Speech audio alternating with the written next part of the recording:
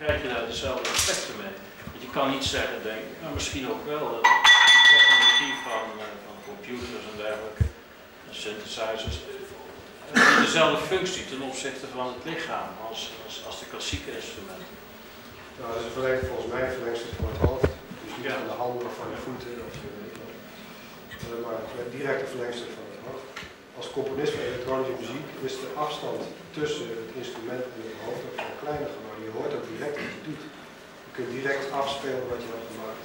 Terwijl een traditioneel componist eerst een hele lange weg af moet leggen. Van schrijven aan een tafeltje thuis, totdat het eindelijk dan door een orkest gespeeld wil gaan worden. En dan hopen dat het goed klinkt.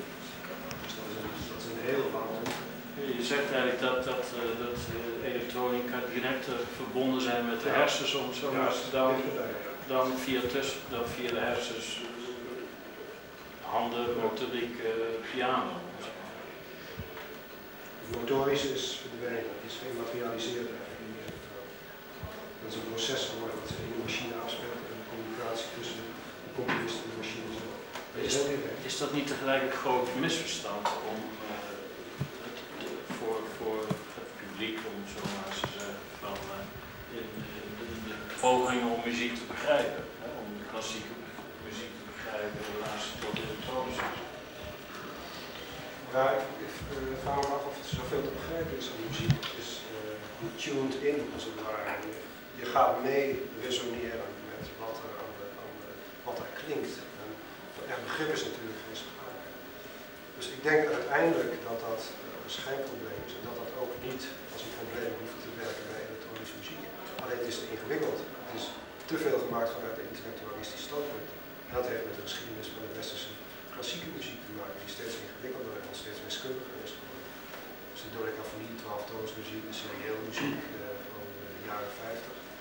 Dat heeft een soort mathematische complexiteit gekregen, die trouwens heel goed klinkt. Als je een stuk van Stockhausen hoort voor 3 orkesten, uit 1956, en die weet niet wat je hoort. Het is echt prachtig. Maar voor een bepaald publiek die heel andere verwachtingen is dat denk ik niet goed. Heel formeel gegeven als het gaat, waar je eigenlijk nauwelijks aan kan ontkomen, tenzij je heel veel moeite doet om die natuur te verspreiden. Vroeger werd er gezegd van kunst, dat is cultuur, en dat heeft dus niets met natuur te maken. Die tegenstelling, daar zitten we allemaal een beetje mee. Ja, nou, wat ik net al tegen je zei, dat is misschien ook een schijnprobleem. Voor Cézanne was de natuur niet iets ververwijds. Hij heeft hoe vaak die bergen geschilderd uit Frankrijk. Ja. Niet met de bedoeling dat hij nou zo graag een mooie berg wilde schilderen, maar hij wilde alle aspecten van die bergen verinnerlijken in één beeld. Het beeld is net hetzelfde. Verschillende gevoelsuitingen, standpunten uit geschilderd. Dat is hier heel wezenlijk. Dat verinnerlijken van natuur door het in een object naar een hoger plan te schrijven. Een soort omvormingsproces van natuur naar een object wat ook bij de natuur wordt. Dat is gewoon linnen, verven. Maar dat concentreert al die waarden, waargenomen waarden, concentreert in één object. En daar heb je dan dus die berg. Alleen niet meer de berg zelf, maar een innerlijk beeld ervan. En dat vind ik een heel legitiem proces. De berg ontneemt als het ware. Mentaal. Wat heb je? Het oog is sneller over het algemeen. Muziek is wat traag. En ook in de hele maatschappelijke manifestatie is de muziek wat traag. Je moet overkomen. Er zijn veel mensen die zeggen toen de dissonanten uitgevonden werden, toen ging het fout met de muziek. Hij werd interessanter, ja. Toch wordt het oor te ingewikkeld om dat direct te analyseren. En het hele spectrum gebeurt niet ontzettend veel in zo'n klank. Al die spectrale lagen, voor een deel hoor je dat toch afgeleid worden door iets. En is dat heel moeilijk om dat weer te reproduceren voor jezelf. Je moet vaak naar muziek luisteren om op een gegeven moment te gaan kennen. Dat is schilderijen moet je ook wel niet verdiepen, maar het is weet je, toch vrij aardig als je daar één keer goed naar gekeken. Is er muziek ook? Je hebt mensen die zeggen van... Oh, er zijn... Geen opmerking vanuit de zaal. Geen opmerking vanuit de zaal. Mag niet. Verboden. Nee, dat mag niet. We moeten niet roken, niet praten. Nee, we roken niet praten. Formeel goed. Als de een niet mag. Hoe komt het? Er zijn mensen die zeggen van... als het over muziek gaat, gaat het over de structuur van de muziek. En de structuur van de muziek wordt bepaald door dat is iets kunstmatigs, iets mathematisch. Muziek. Voor zover mathematica kunstmatig is. Ja, nou dat heeft natuurlijk ook een hele lange geschiedenis. Muziek en mathematiek zijn natuurlijk altijd sterk aan elkaar verbonden geweest. Omdat het ook een soort met een getallenstelsel werkt. Het zijn frequenties en die worden trillen in de lucht, een bepaalde positie.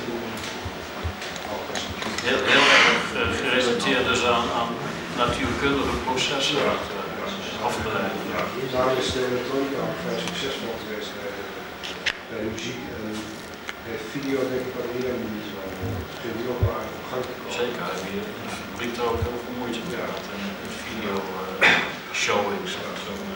Wat ik niet wil zeggen dat elektronische muziek beter zou zijn dan goede muziek. Die helemaal niet aanspreken. Ja. Helemaal niet aansluiten bij normale bewegingen. Dat zal veel beeld kunnen zijn. Maar is het niet een manier van luisteren? Ja. Want het maakt in wezen helemaal niet uit wat je hoort. Je moet het interessant worden. Zeker bij die zogenaamde geruismuziek, waar jij ook intensief mee bezighoudt, is natuurlijk een merkwaardig punt. De intentie waarmee het gemaakt wordt, gepresenteerd wordt, bepaalt in belangrijke mate de perceptie. Als ik jou zou horen zonder dat ik je zou zien, ergens uit de buurt zou zijn, dan zou ik denken, goh, een merkwaardig soort trein en verkeer langs. En misschien heb je een neiging om achter te staan, of je vindt het juist interessant. Maar zie ik jou dat uitvoeren, dan ga ik nu heel anders kijken. De positie van de waarneming is wel belangrijk. Ja, dat is ook merkwaardig voor als je pianisten op tv of in een concertzaal ziet optreden en je ziet ze bezig zijn met het maken van de muziek, dat het toch iets heel raars overbrengt, wat ik ook niet helemaal begrijp, moet ik zeggen. Het feit dat hoe ze bewegen, hoe ze met de vingers op de toetsen te keren, dat toch een hele speciale toevoeging is aan het geluid. Dat is ook een cultuur die helemaal ontwikkeld is natuurlijk. Ja.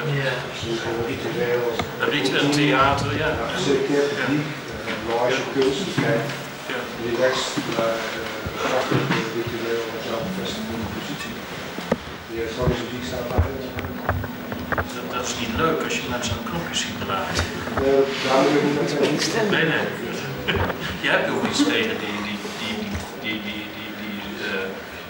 orkestzaalmuziek. Nee hoor, dat is prachtig. En ik luister vaker naar klassieke muziek dan naar elektronische muziek. Je moet niet in je huis staan. Maar in het veld en in de wereld is het de muziek die gaat over een nieuwe manier van denken en als componist in de wereld beweegt. Dat heeft niks te maken met een elektronische muziek. Dankjewel.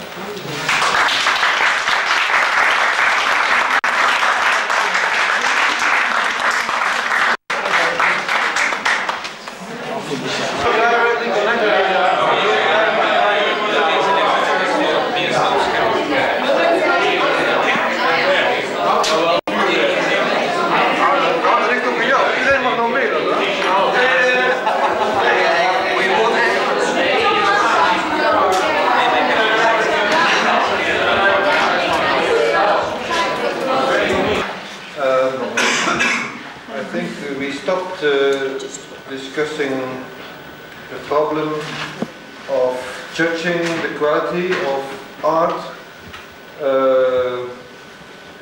made in the line between Western and non-Western art in this transition situation. The official world, art world, isn't used to handle this kind of art and is still continuing about judging the quality of this art with argument and with methods related to mainstream art. That makes this kind of art very fragile and very problematic in the way it's related to the public and to the art world. Huh? I think that's very stopped. last point I was pointing, and Hercules was reacting on it, was that it's not only a problem, if it is a problem, for artists, but it's more a problem for the people in power, people, museum directors, people who write, people who critic art. They haven't found a good method, because it's a scientific stream. They haven't found a good method to write about the cultural transmission or the non-Western art. And I think the people in the scientific world have to try to find a new way to talk about and to critic this kind of streaming style. You can't call it a style, but mentality. Mentality, yeah. But also the visual problems and the... Yeah, of course. The formal problems. Yeah, exactly. And we can see this problem, this complexity in the way that this kind of art is shown, actually. You see in Holland, and also in France, and I don't know exactly about England, but if art this way made is shown, it is almost always shown in museums for ethnographica or museums for cultural anthropology. And I think this is a misunderstanding. For the things we are talking now about has nothing to do, or is only related in some distance to anthropology and ethnography.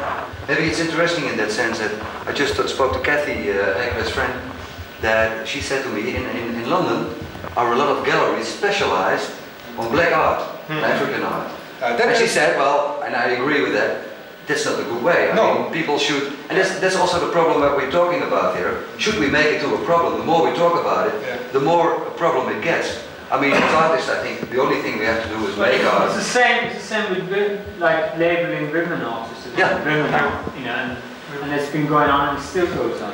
You know, and I mean, it's very difficult to bring it to a level of democratized that everyone has got the same status. But I think that's a good example, Hercules, because I was also talking to Kathy about it. I think women, and maybe that's dangerous what I'm saying, please tell me that, but I think women got specialities and a specific way of dealing with art. For example, the whole video art was done by women in the first place. Yes. It was a kind of media of which women said, well, that's a good way for us to make things visual.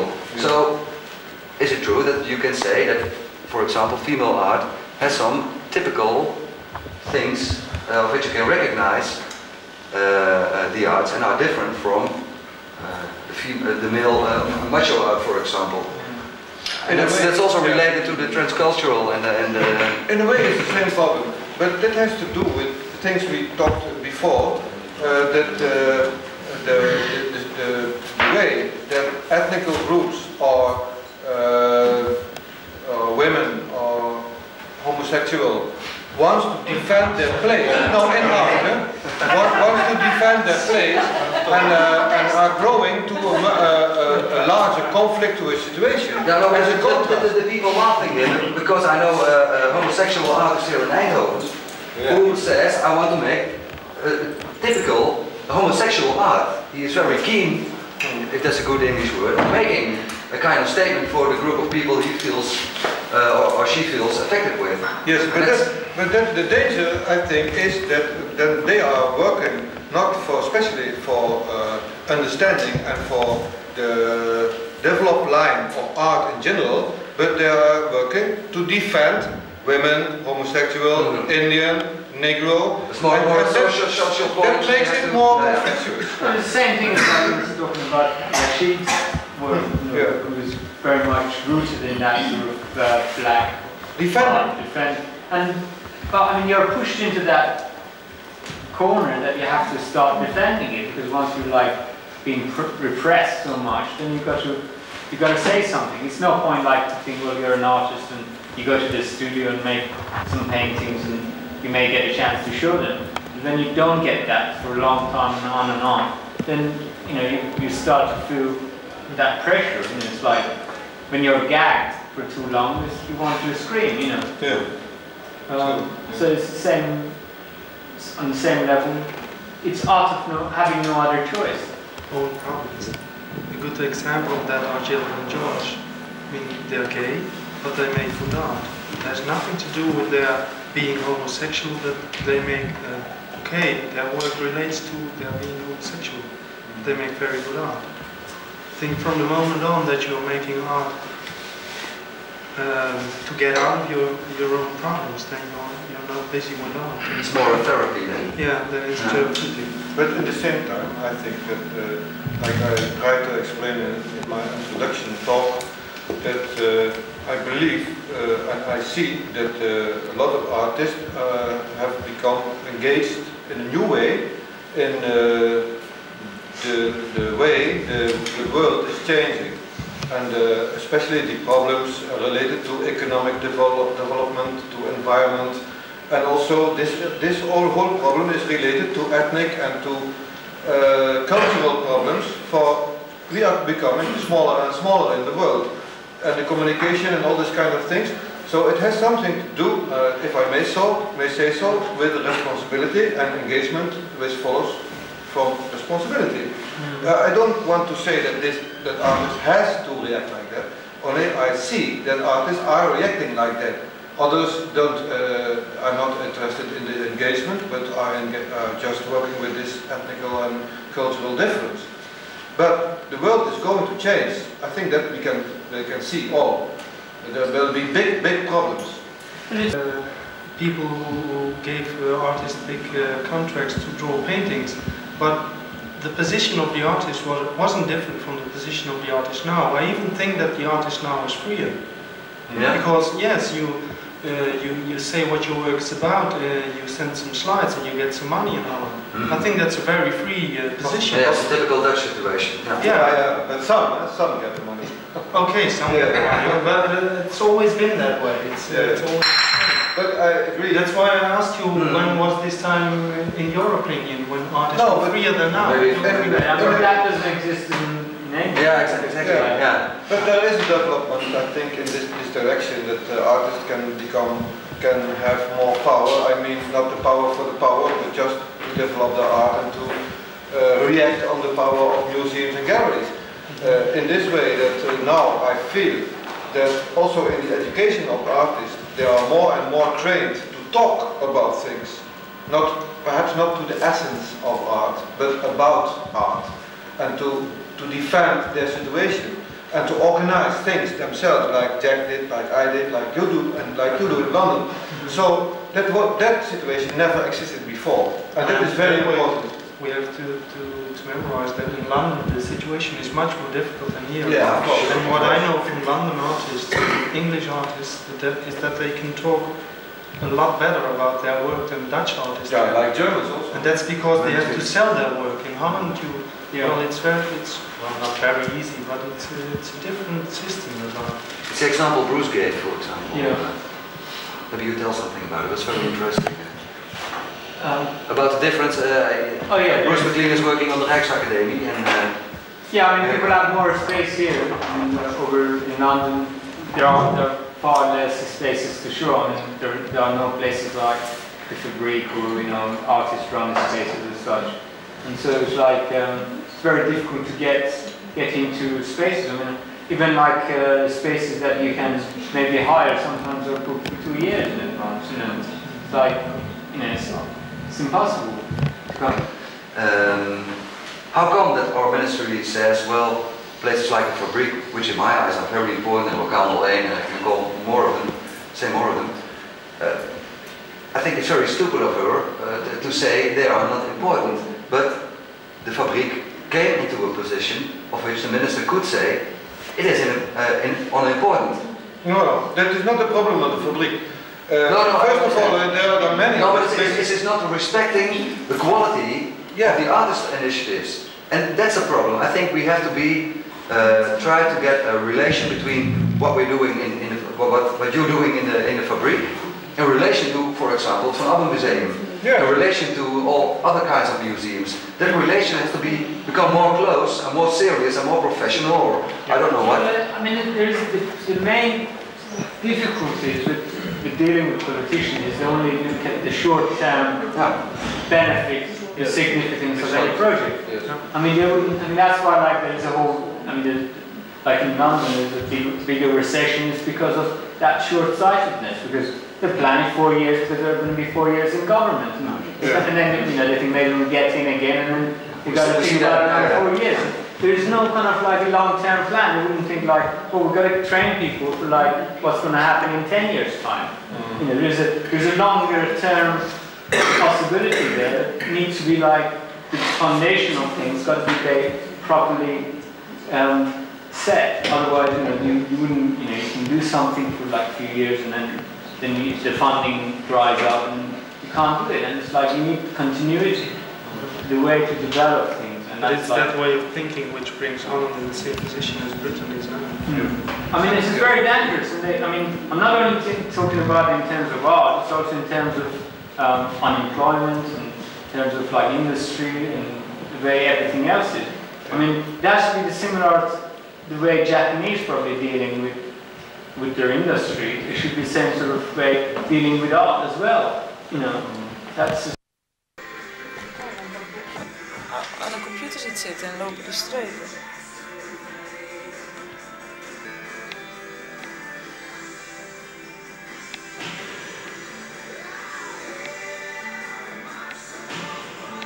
Nou, ik heb